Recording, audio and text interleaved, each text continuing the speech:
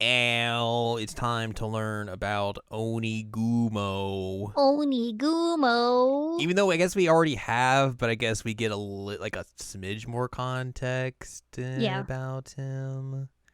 Kind of, sort sort of. of. I don't know. Sure, we'll go with that. Yep. Hello, welcome to this week's episode. Jared and now watch Inuyasha. It is episode number 71. I'm Jared, joined as always by Doc Al and Hello, Ladium. hello. We are discussing Season 3, Episode 16, or Episode 70, entitled Onigumo's Memory Restored. Because we're going to get some memories Woo. restored. Neat. Truth. We begin this episode, and Inuyasha and Muso are still fighting, still battling it out. They're doing their stuff. Inuyasha uses the wind scar on him and frees Kagome, destroys him, and they're like, yay, we did it. Except some of them are also like, I don't know about that. It's sketchy. Press X to doubt. Press X to doubt.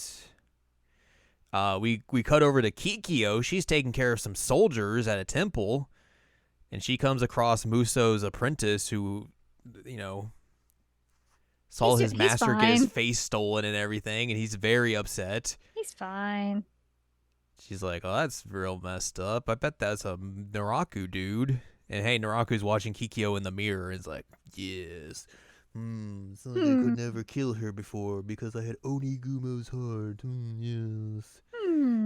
Meanwhile, Kagura's chained up in the dungeon. Just like, man, how long is he going to keep me here? And then Naraku's like, hey, you want to get free? She's like, yeah. Yeah, I do. Yeah, I'm into that. I definitely won't betray you again, and you won't kill me in like 100 episodes. Shh, you don't know that part. Oh, sorry, I don't know that part. Definitely didn't learn about that anytime soon or recently or anything. You don't know that part. So he frees her, and he's like, hey, go tell Inuyasha and the gang to follow Muso. He's going to go to the cave where Onigumo and Kikyo first met and all that sort of stuff. Go there, tell them that, and that's all you got to do. Easy. And Kagura's like, that's very easy, and I don't understand why.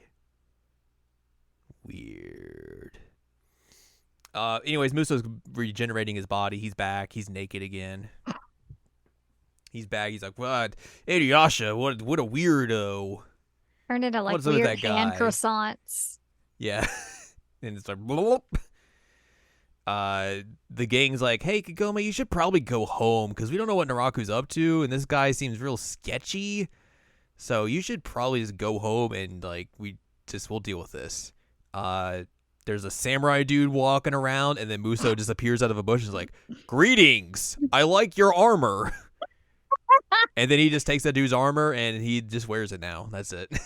He's just jawing out and looks at this guy. Greetings. Greetings, nice armor. And that guy's like, what do you want? Oh, man. It's wild. This guy and his introductions. And then he's walking through the grass and finds a cave, and the grass is like all the way up to his chest because no one's mowed there in 100 years. Right. Or more. He's like, weird cave. I feel I should be going to there. Anyways, Kagome and Kaede are at the well, and Kagome's like, that's weird that they want me to go home. Like, we fought a bunch of Naraku's incarnations, and it's never been like this before. I mean, I guess I should probably go. And Kaede's like, yeah, you should go. Anyways, I gotta go do something. I gotta go check on this cave. And Kagome's like, I'll go with you. Yay. Muso walks into the cave and lies down and is like, yes, I have been here before. I lied down in this very spot. This is where I lied down. Inuyasha, I looked at the ceiling a lot. He did look at the ceiling a lot. Inuyasha and everyone are just walking around, and Inuyasha's like, we're going to the Naraku's castle. And Shippa's like, well, you know where it is? And Inuyasha's like, no. Why would you think that? So they're trying to figure out where they should go. Sango thinks they should go to a village. Moroku thinks they should go to where the bandits were slaughtered. And then Kagura just shows up and is like, hey, by the way, Muso is going to the cave where Onigumo was. You know, he was laid up for a while. That's all I'm going to tell you. See you later. And then she's about to leave, and Moroku's like, were you sent by Naraku? Did you tell Naraku about Inuyasha's secret? And she's like, I don't know what you're talking about. And then she just leaves. Brr. Okay, bye. I've told you what I need to tell you. I'm leaving. And she just leaves them all confused. Like, that was very strange, but I think she's probably onto something. But I don't think we can trust her, but we should probably go to that cave regardless. It's so wild though that like literally everybody in this situation's so confused. Like they're confused because she's telling them where to go. She's confused because she's supposed to go tell them where to go. So like nobody understands why this is happening, but Yeah. they're just like, all right, I guess. So she flies away, and then like she's also the other part of her mission here is that she has to keep an eye on them and an eye on Muso. And she's like, why would I need to keep an eye on Muso? Wouldn't Naraku know like what he's doing? Does that mean he's not under Naraku's control? That doesn't make a lot of sense. It's because he's gonna go kill 2,000 dudes in Three Kingdoms era. He will pursue Lubu. He will pursue. I mean, this guy, honest to God, would pursue Lubu. You can't tell me he wouldn't. Oh no, he definitely would. This man's wildin'. So Kaede and Kagome are heading to the cave where Muso's just laying there, and he remembers Kikyo and is like, who was that lady? And then he hears Kagome and Kaede outside the cave and is like, I think Kagome's like, oh, I wonder if this is where everything began. I have a feeling. Like and pulses. Then Muso remembers, I wanted Kikyo, and she was in this cave, and oh, hey, here you are. Kikyo! Kikyo! And those two are just like, huh? Huh? Muso remembers who he's Onigumo, essentially. And Kaede also is like, oh yeah, you're Onigumo. What are you doing here? Why are you back? I'm gonna shoot you. Except she shoots him, and he just like, it's the slowest moving arrow, so he's just like, like swats it out of the air. It's so funny. Get out of the way, old lady. I must have this lady who's just like Kikyo. But then Inuyasha shows up and is like, yo, you're not getting Kagome. And they go through the whole thing of like, I gave up everything to have a body so that I could be with Kikyo, but then I ended up betraying her and murdering her, and it's all your fault somehow, Inuyasha. Ah! It's like, why is it his fault? Yeah, he's like, I did this. It wasn't my intentions, obviously, because that's when I became Naraku, but I was trapped in that body and I couldn't do anything. I was just like a consciousness trapped in a body, and it was like, ah. But then all this happened, so it's clearly your fault. The demons wanted her dead. The demons wanted her dead, and then her body got burned, and I won the jewel and everything, blah, blah, blah, blah. Stuff that we already heard before, but it's all told in a very weird way. Mm-hmm. So anyways, yeah, that's just, he's Onigumo. He wants Kikyo still, but he's going to take Kagome because she looks like her. Yep. And he wants to fight Inuyasha because Inuyasha was there 50 years ago, and he's very confused why he woke up again and what's happening. But yeah, that's like essentially what he wants. Yeah. Greetings. Greetings. How do you like my face? Nice face. Nice face. So yeah, we go through that whole backstory, and then Onigumo and Inuyasha fight again. The bees are here. Oh, Moroku at one point is just very like worried. He's like, "Oh man, I should have sucked him up with my wind tunnel when I had the chance." And you were just very like, "When did he have the chance? What? The bees were there. Like he didn't have any chance. What are you talking about?" it's true. There are two things that Moroku did this episode that I was like, "What?" One of them was that. The other was that he's like, his face was scorched off, and I'm like, I don't think that's the word you're looking for there. Like, I know you're trying to use a fancy word for his face got burned away, but I don't think that one's it. Thanks, Moroku.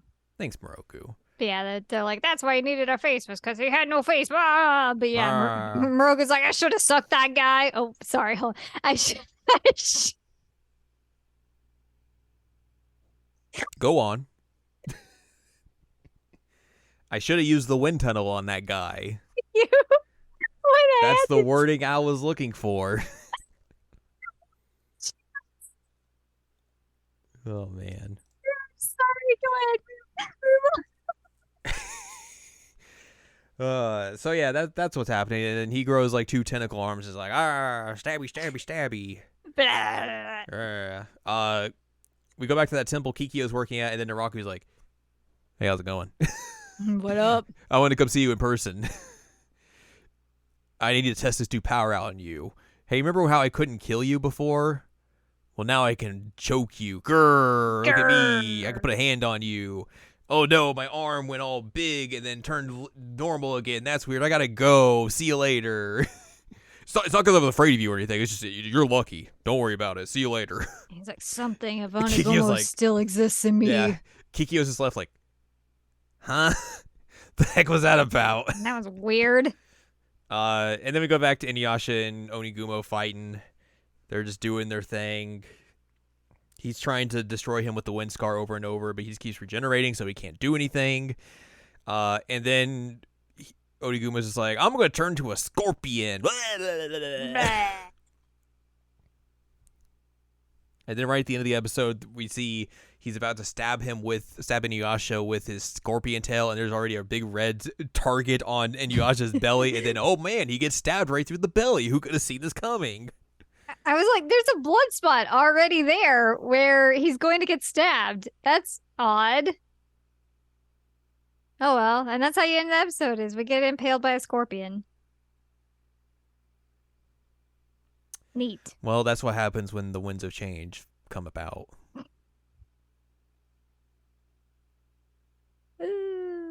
Thank you. Yep. Tip my hat. Let's talk about some differences from the manga and some notes real quick. Mm-hmm. In the manga, it is the bees that lead Muso to Onigumo's cave, while in the anime, he finds it on his own. In the manga, it is Kagome who asks Kagura if she told Naraku about Inuyasha turning into a human on the new moon, whereas in the anime, it is Miroku. In the anime, Inuyasha tells Kagome to go through the well back to her own time to keep her safe from Muso, and in the manga, he simply tells her to stay back with Sango while he goes after Muso. Why can't Sango go hang out and fight? I mean, Sango's one of the more competent fighters in this group. It's Like, true. 100%. So she should definitely go with him whenever there's going to be fighting. Mm-hmm. In the manga, Kaede has gone to investigate Onigumo's cave by herself, while in the anime, Kagome accompanies her to the cave. And then finally, in the anime, Naraku goes to confront Kikyo and chokes her, hoping to kill her, and his hand turns into that of another demon. In the manga, Naraku's hand does transform into a demon's hand, but it does so while he is at his castle. He doesn't confront Kikyo in the manga. Oh. I do appreciate, though. He's like, I'm not going to kill you. I'm going to break you. He's like Ivan Drago. Like, what a freaking edgelord, my dude. I must break you. And then No Easy Way Out plays. Kikyo has her training montage as she goes to the snow mountains. I mean, the song does rule, so. Does. We And still our have final note, notes. yes, although Inuyasha meets Onigumo face to face for the first time, we still never see his true face since the one he wears now is on his own. Which, yeah, that we learned that last week. Mhm. Nice face. Nice face, don't you think? So that is it for this week. Next week, we will be discussing Season 3, Episode 17, or Episode 71, entitled Three-Sided Battle to the Death. It's Inuyasha, it's Onigumo, and it's Naraku